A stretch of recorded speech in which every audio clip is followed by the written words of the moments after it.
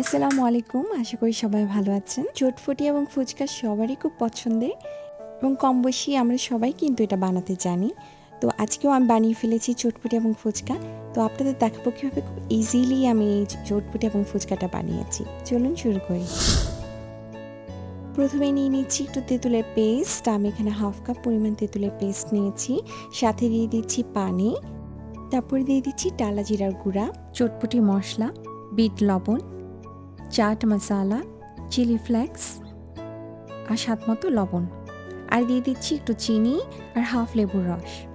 তারপর ভালোভাবে আমরা এটাকে মিশিয়ে নিব। কিছু কাঁচামরিচ কুচি দিয়ে ভালোভাবে নেড়ে তৈরি হয়ে গেল আমাদের মজাদার তেঁতুলের টক, যেটা ছাড়া চটপটি এবং ফুচকা অসম্পূর্ণ।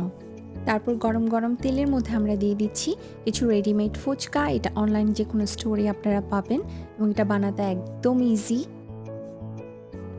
এবার নিয়ে নিচ্ছি কিছু সিদ্ধ ডাবলি বুট, যেগুলোকে আমি গতকাল রাতে ভিজিয়ে রেখেছিলাম এবং আজকে সকালে হলুদ, লবণ এবং একটু মরিচের গুঁড়া দিয়ে সিদ্ধ করে নিয়েছিলাম। এবার এর মধ্যে দিয়ে দিচ্ছি একটি সিদ্ধ আলু। তারপর আমরা ভালোভাবে এটাকে মিশিয়ে নিব।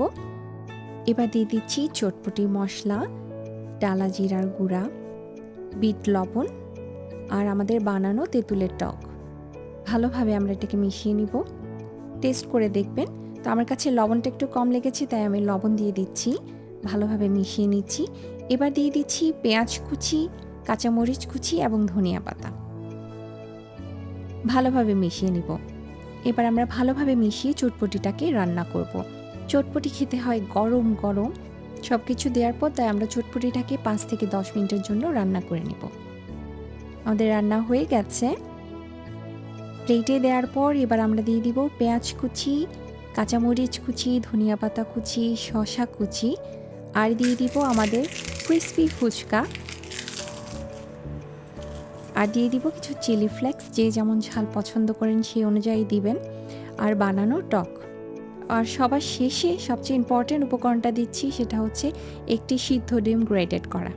ব্যাস তৈরি হয়ে গেল আমাদের গরম গরম ঝাল ঝাল চটপটি।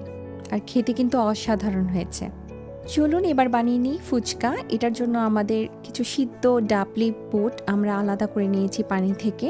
এবার এটাকে আমরা সামান্য ম্যাশড করে নিব, আর সাথে দিয়ে দিব একটি আলু। সেটা দিয়ে আমরা আবারও এটাকে ম্যাশড করে নিব।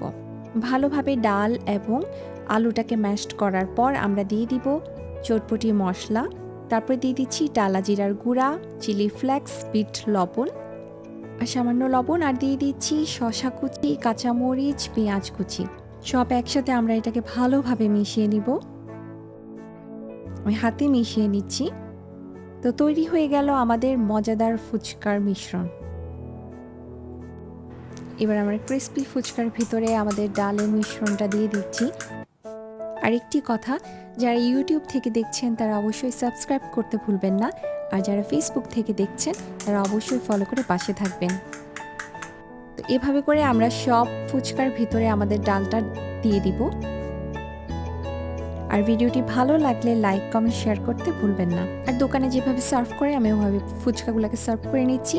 উপরে দিয়ে দিচ্ছি পেঁয়াজ, শসা, কাঁচামরিচ, শ্রেডেড করা ডিম। ব্যাস তৈরি হয়ে গেল মজাদার ফুচকা। এভাবে আপনিও বাসায় বানিয়ে ফেলুন ফুচকা এবং চটপটি। সবাইকে অনেক ধন্যবাদ। আল্লাহ হাফেজ।